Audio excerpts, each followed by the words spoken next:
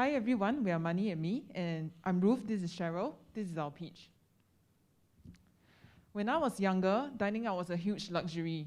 My family and I only ate out at hawker centers on birthdays. And as I grew older, I started challenging her views, telling her, hey, I think we can actually afford to spend more. But this always ends up in a huge fight. And that's why I never truly felt safe talking about and learning about money at home. Schools also did not teach me enough about jobs, salary, and personal finance. You know, when I graduated, I did not know how to negotiate for my salary even. And lastly, I tried to go online to look for answers, but there is so much information. Trying to understand an article on Investopedia as an 18-year-old was so challenging. These are just my challenges, but when we speak to over 40 youths through focus groups discussion, they have a very similar problem. Many of them find money a really sensitive topic to talk about. And also, they do not have a go-to source of information. Sometimes when they Google for something, they look at ads that look like scams to them. Those are mainly the lower income family groups, but on further research, we find that regardless of financial background, 9 out of 10 youths in Singapore feel that they are actually not financially ready for the future. So we want to do something for this group of people. For a starter, we are targeting 175,000 of them, who we identify to be the more motivated ones and already enrolled in some form of program. So what are we proposing? Inspired by the 5 C's of the Singaporean dream, like cash, credit card, we at Money and Me have the 3 C's framework, that is conversation, community, and co-creation. So we asked the youth, what do you want to learn? How do you want to learn? And who do you want to learn from? And then we came out with this 6-week financial literacy program. We ran 2 rounds of this program and impacted 25 youths. We received a huge satisfaction score of over 95%. The youths especially love the mentoring segment that we have in every session. They find it a safe space for them to be vulnerable. While we really love this program, we identify challenges, and that is that this is not always scalable because workshops are labor intensive. So we have more ideas, such as condensing our workshop into paid one-day events, or to develop repeatable toolkits and online courses that other youth groups or teachers can then plug and play into their system. On top of that, in between workshops, we want to continue to facilitate learning, and that is through our social media platform where youths are already spending their time on. So this month, we really ramp up on our postings on our social media IG page and managed to double our followings in just 2 weeks. Lastly, we are also developing other products such as this digital card game that you see over here. The aim of this game is really to desensitize conversations, and we hope to continue to develop this with the youths that we meet. So we have a really detailed implementation timeline, as you can see here, but our key targets are really to run 2 sessions of that 6-week workshop and also to meet 3,000 followership by December 2023. These are the youth groups and organizations that we hope to work with. We are actually in final conversations with Mendaki Empowered Program to pilot with ITE students. So how might we measure success? We always dial back to our problem statement, that is, how might we empower youth with confidence and skills to make financial decisions for the future? We want to do pre- and post-program surveys and also track social media engagement. The slides disappeared. We do pre- and post event surveys and social media engagement to track the change in confidence and skills in the youth. We are also strongly aligned with the Sustainable Development Goals of number 1, 4, and 10. But really, the best way to learn about the impact is by talking to the youths. And we are so heartened to hear from Adinda Jiayin and Furkan that after participating in the program, they find that it changed the way they view about money completely. And most importantly, they have a change in mindset from one that is fixed to one that is growth when they think about their financial circumstances. With that, that keeps us wanting to continue, and Cheryl will continue with the business model. So we'll have 3 main ways of making money, mainly through our core offering of workshops via B2B as well as B2C. Secondly, would be digitalization of our online courses on our EdTech platform. And thirdly, would be platform fees from mentor matchmaking, as well as merchandise sales, which includes selling of second-hand books and our card game, which Ruth had mentioned earlier. So all these, over the span of the next 12 months, come up to about 52K as an estimation based on conservative assumptions. In terms of our budget, we have categorized our expenses into these various segments over here. So it comes up to about 49.8K over the next 12 months as well. If you notice, a significant amount actually goes to marketing and publicity. That's because we want to grow organically. So we have an experienced team across various segments of business, operations, community, and partnerships. I am Cheryl, this is Ruth, and once again, we are Money and Me. Join us in kickstarting conversations with youth so as to impact our community. Thank you. Thank you. All right, thank you, Money and Me. Can I get you to push over to that side for the Q&A session?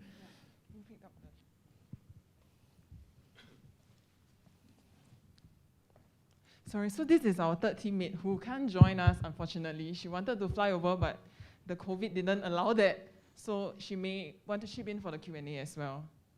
Yeah.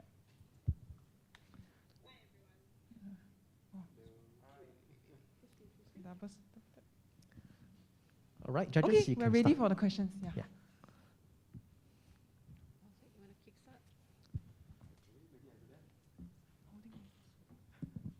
Ruth, Cheryl, thanks very much for the presentation. Thank you. I have a question. How do you address the motivations for you? Hi, sorry, Parliamentary Secretary. Could you speak directly into the mic? Okay. Yeah, because we can't pick it up over the system. A bit closer, yeah. Closer still, okay. Maybe taking. Just to be sure it's okay. Okay. We got it. Yeah, it wasn't on. Okay. So I just want to check with the team if we have thought about how we'll address the issues of intrinsic motivations for the youth wanting to be on the Money and Me program. Sorry, the question is how do we address? Correct. How do we get the youth to be interested and to be on board this program in the first place? Okay. So, to be honest, we started by tapping on several social service organizations. We know to go from scratch, trying to find youth around the neighborhood would be challenging. So might as well tap on communities that have already been built. So we really reached out to CDAC, Mendaki, Cinder, as well as other social enterprises like Hatch, and also People's Association also helped a bit. Really a lot is through our own network, and then everyone helped to blast, and then we managed to get a sizable group of youths that actually showed interest. And then a lot of them actually started bringing their own friends. So word of mouth was most useful actually. Yeah. Does that address the question?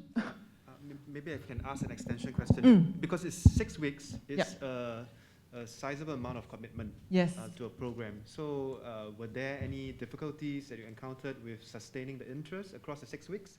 I thank you for the question. I would lie if I say that no, everybody was so committed. It was difficult, especially when it interfered with their school, holidays, exams, things like that. So there were some dropouts. In the 6 week, each week is one session, and then mentors follow up closely during the week through WhatsApp, etc. There are challenges, but we are actually very heartened to find that actually still there was 75% retention, roughly. Some drop out along the way. Yeah, but most of them still feel motivated enough to come. And the mentoring really helps. I think that connection that we built with them, they feel bad if they don't come actually. Yeah, so. Yeah, sorry, can I add on, Ruth? Yeah. Yeah, so I just wanted to add, so in the very first week, we actually do goal setting with them. So they set their own goals, and then we measure this across the 6 weeks. So each week we ask them, hey, what did you do, to address your goals? So that's how we also measured their own progress as well. And that helped to keep the motivation for them coming every 6 weeks. Yeah. And we also had food. So that was maybe the biggest. That's a good point. Yeah. So I have one question I'd like to ask you. As a business, the business estimates conservatively about 52,000 of revenue you generate, but your expenses are 49,000, which means you're lucky to break even. So I'm just wondering how you thought about that. Yeah, so thank you, Mr. Lee, for your question. So in terms of our expenses, maybe I can share a little bit more on the breakdown, how we came to this number. How it was built up to 49,000 is I think less important.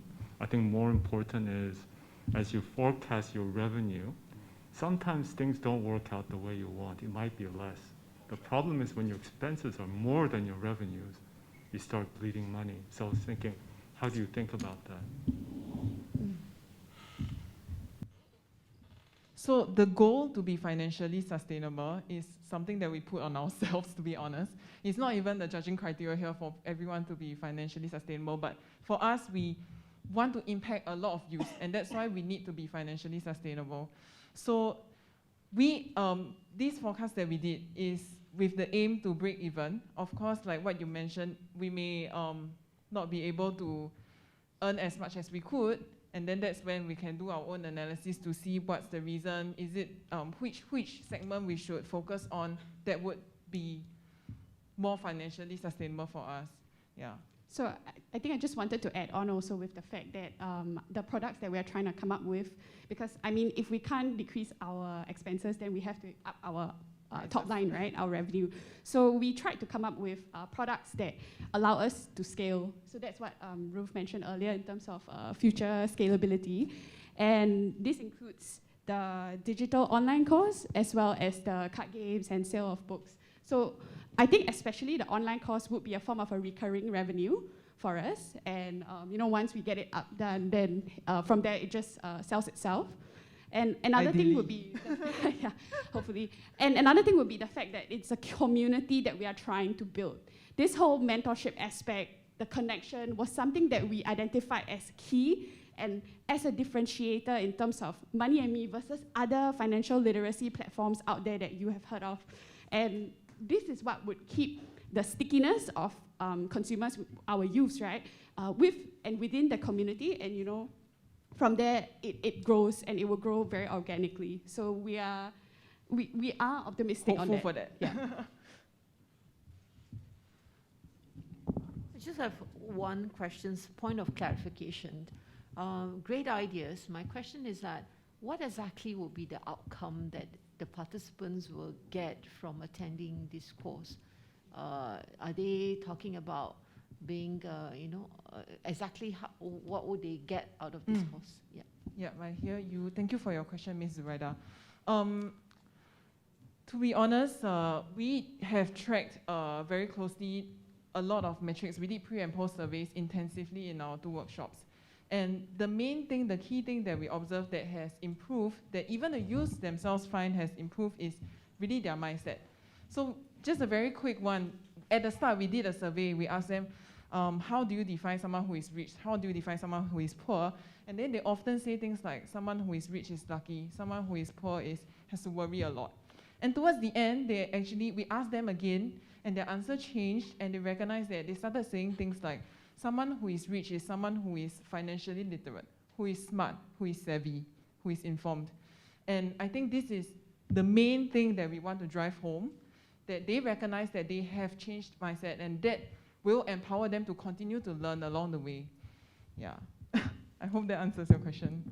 Yeah, thanks. That's another question about the funding itself.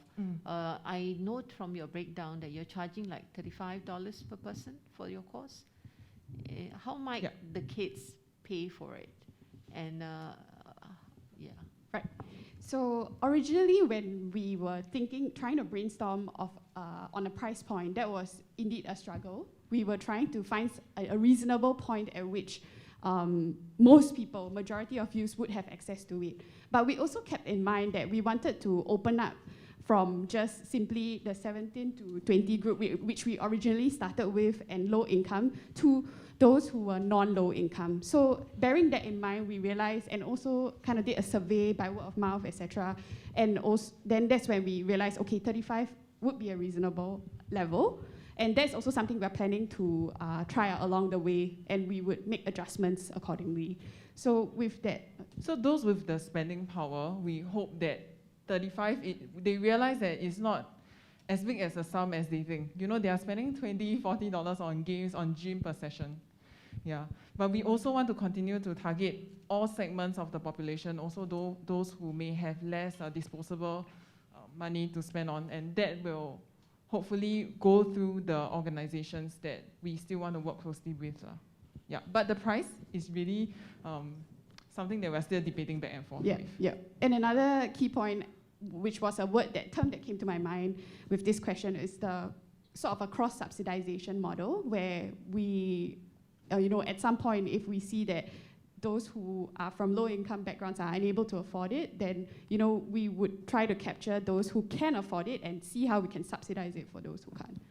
Okay, thank you so much. Sorry, we have to cut the segment short, all right? I'm sorry, Ms. Lim, do you have a quick comment for them?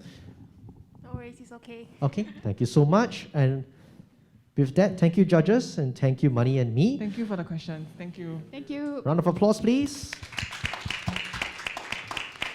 With that, we want to invite the second team up onto the stage with us, and that will be Outside. They're not outside, but the team name is Outside, so don't confuse that, right? So.